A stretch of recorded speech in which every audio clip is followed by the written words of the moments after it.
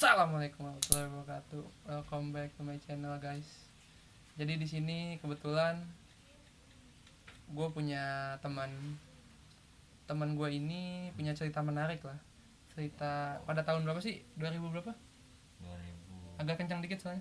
2014 kalau nggak salah. Kejadiannya 2014 ya. Iya, dia punya kisah menarik yang pengen di-sharing, pengen diceritain sama kita. Sebagai pembelajaran juga untuk lebih hati-hati lagi ke depannya. Jadi ceritanya gimana nih, Bang? Betul. Jadi ceritanya itu pada tahun 2014 teman gue ini punya kecelakaan di Purwakarta. Kecelakaan di Purwakarta itu benar-benar, nah kecelakaan itu benar-benar merubah hidupnya lah, benar-benar 180 derajat merubah hidup dia. Coba kronologi awalnya gimana sih? Ini tuh dari pertama gua sebelum kecelakaan. Iya, dari sebelum kecelakaan. Itu gua mau berangkat kerja bro, ke Purwakarta. Oh, dari Bogor ngegas nih. Dari rumah itu hari Jumat, pokoknya dari Bogor gua jam 8 lah, jam 9. Karena ngejar waktu mau kerja di Purwakarta itu masuk jam 2. Waktu itu lagi kerja di Indomaret ya? Iya, udah gudang Purwakarta. Udah tuh, nah selepas dari rumah sampai Citerep baru inget ada yang lupa nggak ke bawah nemtek. Jadi balik lagi tuh itu sekitar jam 9-an. 9 pagi apa malam nih? Pagi setengah. Oh, ini 9 pagi. Jam 9 tuh gue udah di Citerep. Nah ingat-ingat di Citerep gue balik lagi dong ke rumah nih. Karena udah lah beres itu gue langsung berangkat sekitar jam berapa ya, pokoknya jam 9 lewat tuh gue udah ngelewatin Citerep. Lewatnya lewat Bekasi, lebih tepatnya Cipendawa. Ya, Itu Bekasi di tengah apa di mana sih? kalau Bekasi tengahnya gue kurang tahu, yang pasti itu di Bekasi. Nah saat sampai Bekasi pusing kepala, itu ada lampu merah bro, lampu merah dan macet. Yang arah buat ke Cikarang Kerawang itu dari Bekasi itu macet. Nah lawan arahnya itu kosong, sedangkan pembatas jalannya itu nggak ada pembatas jalan. Oh, berarti kayak model jalan biasa 2 jalur pakai garis tengah doang ya? Iya. Itu gue sekitar berapa ya, 70-80 itu kecepatan si motor. Gue ngambil jalan tengah. Kasih tahu dulu waktu itu kejadiannya bawa motor apa sih? Satria F ya? iya. Oke. Ya, sok lanjut.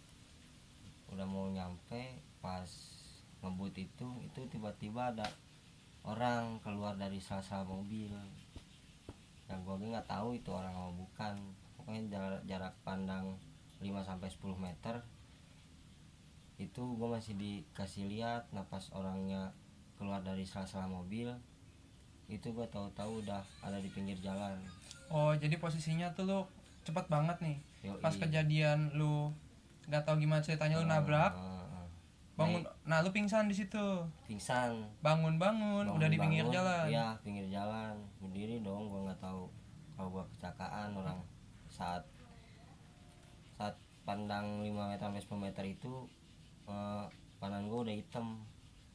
Oh, jadi ini kelihatan lumayan, nggak, berarti udah dekat nih. Udah dekat lagi ngebut. Hitam udah itu. Udah 10 meter lagi mau kena orangnya mendadak hitam.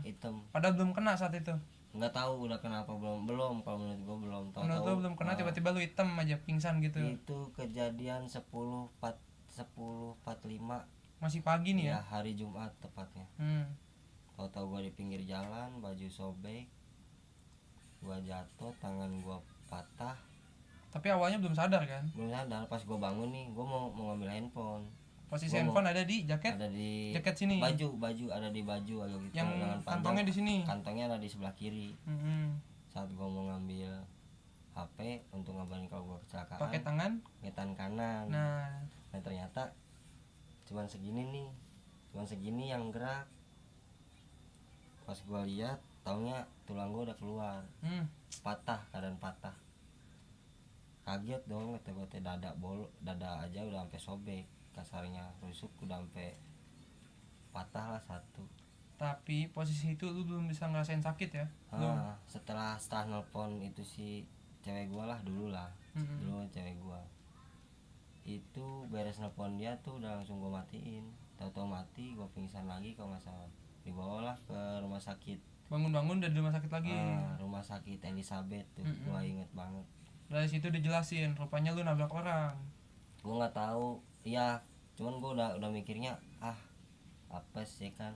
Nah saat masuk ke rumah sakit Elizabeth itu, gue cuman dikasih perban, dada gue diperban, tangan gue diperban, kasih betadine, terus digigit pakai papan tuh tangan kanan gue, ditinggalin bro sama si susternya. Padahal keadaan itu tangan patah, tulang keluar, dada sobek. Iya.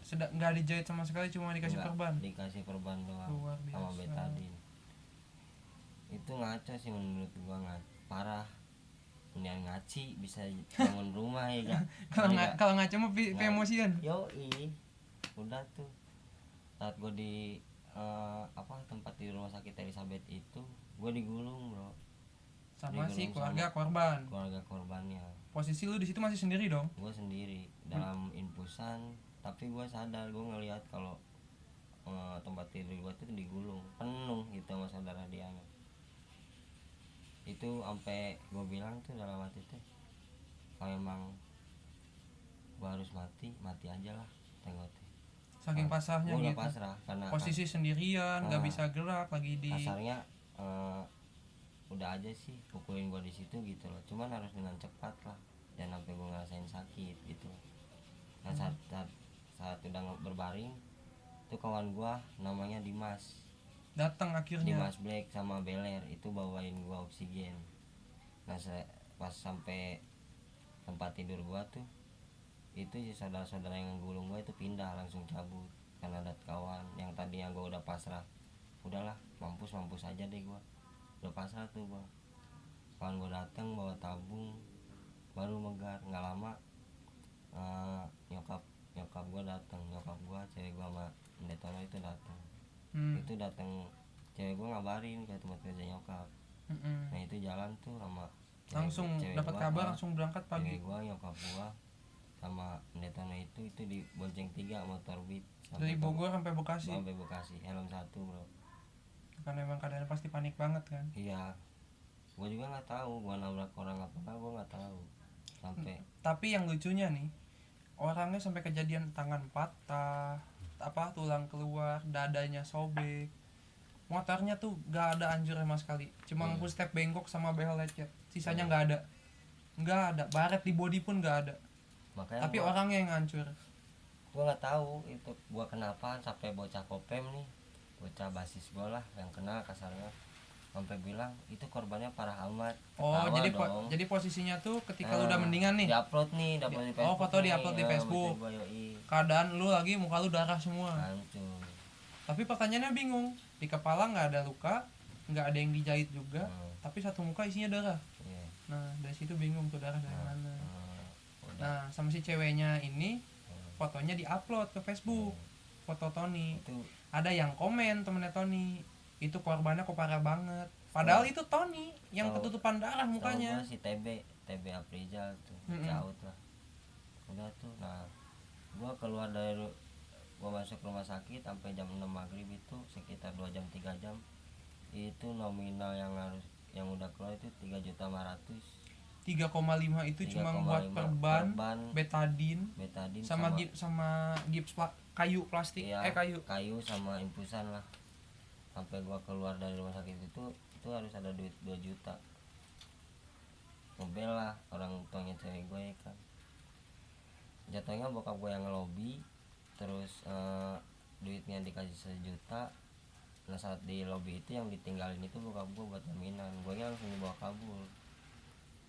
Iya, kalau dibawa kabur itu dalam artian gimana nih, sengaja dibawa kabur tuh? Langsung diselamatin dulu? Iya, emang sengaja. Jatuhnya kalau emang nggak dibawa kabur itu gue harus ngeluarin 2 juta bro buat nyewa si mobil itu. Ternyata kan bokapnya cewek gue punya mobil, jadi gue diculik kasarnya. Wah parah deh itu. Karena dari situ udah ada kepikiran mau langsung dibawa ke Cimande. Itu rekomendasian dari bokapnya cewek gue. Langsung ke Cimande ya. Pas lagi di jalan dari Bekasi sampai ke jalan tuh itu bawahnya udah soak yang gue rasain deh. Itu gue berbaring di jok mobil tengah, macet, karenanya macet bro, Ciawi. itu di Ciawi itu gue udah ngap, nafas sudah di tenggorokan itu kasarnya. Yang gua pikirin gitu, gua mati nih saat macet itu. Karena juga udah ngerasa kayak aku udah nggak kuat. Gue itu udah ngap ya, udah ngap banget, parah ngap banget. Nyampe lah ke Cimande, Pak Haji. Tapi waktu lagi ngap ini tetap bertahan atau langsung dibantu oksigen atau gimana? Oh itu gua udah mau oksigen itu di mobil itu. Keadaan walaupun lagi ngap itu udah padahal udah pakai oksigen ya? Iya, wah udah parah deh. Sampai tuh ke rumah Pak Haji siap, gua kurang tahu. Pokoknya masih udah daerah Cimande lah. Iya. Sukabumi kan? Yang disebut bengkel tulang lah. Buset, bengkel tulang. Cimande bengkel tulang bro. Sampailah nih datang. Sampai sana gua ditolak dong sama si Pak Haji ini. Bukan apa-apa, karena si Pak Haji ini atau di Cimande itu kalau masih ada darah itu nggak mau ngapa-ngapain. Tapi memang itu rata-rata semua Cimande begitu ya. Iya. Yang dokter si patah tulang ini. Kalau masih ada darah dia nggak akan mau. Jadi mereka cuma terimanya walaupun lu keadaan sobek atau gimana, yang penting gak ada darah. Iya. Itu gua udah dimasukin ke kamar Cimande tuh. Diusir lagi. Diusir lagi. Harus dijahit. Larilah ke klinik 24 jam itu apa banget tuh. Itu dokter Umair yang nanganin gua. Kebetulan itu klinik 24 jam bener klinik atau gimana nih? Klinik 24 jam. Bukan tempat sunat atau melahirkan kan? Kata si dokternya, wah parah nih orangnya kan. Sampai tadinya gua nggak ada hidungnya bro, pipi doang. Karena ini jatuhnya ke dalam. Tulang hidung kiri gua hancur, jatuhnya ketelan kan. Dia ini kayak tulang rangu lah. Yoi. Tapi kejadian pas sekarang nggak tahu gimana ceritanya, ya kan? Bener gak? Kejadian apa nih? Yang hidung, enggak hidung. Yang hidung nggak tahu. Itu si dokter, itu masih ntar lah. Nih yang udah sampai klinik dijahit lah gua. Dapat berapa jahitan? Itu sebelum dijahit itu gue inget banget tuh, itu 11 suntikan bius. Baru lu bisa nggak ngerasain sakit? Itu gue masih sadar. 11 suntikan. 11 suntikan bius itu gue masih sadar, real sadar, sakit karena sakit. Dijahit lah, dijahit tuh. Pak Haji juga ikut. Berarti dari kecil udah dosmon ya? Mungkin. Ayo lanjut. Nah udah sampai sana dijahit lah yang tangan kanan gua. Gambarnya fotonya nanti gua cari deh. Nanti bakal gua taruh di selang-selang. Ada fotonya ya. Nah itu gua dijahit sama dokter Umar itu dari jam 11 malam. 11 malam sampai hari Jumat tuh jam 11 malam itu sampai jam 4 atau jam 5 subuh. Selama itu nahan sakit dijahit. Itu gua sadar, gua tendangin itu dokter. Parah deh, ngaci lagi biar jadi rumah. Bangsat. Yoi. Enggak, tapi yang gue bingung kok total ada berapa jahitan sih? Itu total gua dijahit 55 jahitan luar dalam. Astagfirullah, 55 jahitan. Iya bro. Ya wajar sih kalau bisa sampai selama itu. Itu sampai parah yang gua. Ini coba kasih tunjuk salah satunya aja. Entah tangan mau dada. Ini buka semua ini mah bro. Sok ya udah buka aja, nanti pakai lagi tapi sana pencabulan nih. Bangsa. Ya, susah banget apa sih dong. Nah. Angkatannya. Nih posisi tangan tuh ini bekas jahitan sih. Nah, yang di Bekasi yang gua ngangkat telepon nih segini nih yang gerak. Sisanya ke bawah patah tuh. Gua lihat nah di sini nih tulang gua jebol keluar bro. Dia muter sampai belakang. Itu 55 jahitan. Nah, posisi si tulang rusuk yang patah di bagian mana? Nih. Tuh sampai sekarang masih bolong. Ini aja beda. Tuh. Ini nih, ini bolong. Oh, ya. Mana sih susah. Nah, ini bolong, ini nonjol nih tulang ini kan. Nah, setelah kejadian itu barulah muncul nama Tony si anak kucing. Nah, yang punya nyawa 7 dia. Dijahit gua sakit banget 55 jahitan, bro. Akhirnya beres jam subuh. Jam 5 tuh. Nah, itu dibawa ke rumah sakit si Pak Haji itu. Nah, sampai di sana ternyata ya didiemin dulu karena masih baru itu si jahitan. Iya. Ke sana sekitar 2 hari 3 hari. Selepas dijahit itu gua koma 2 harian. Koma tuh benar-benar nggak sadar.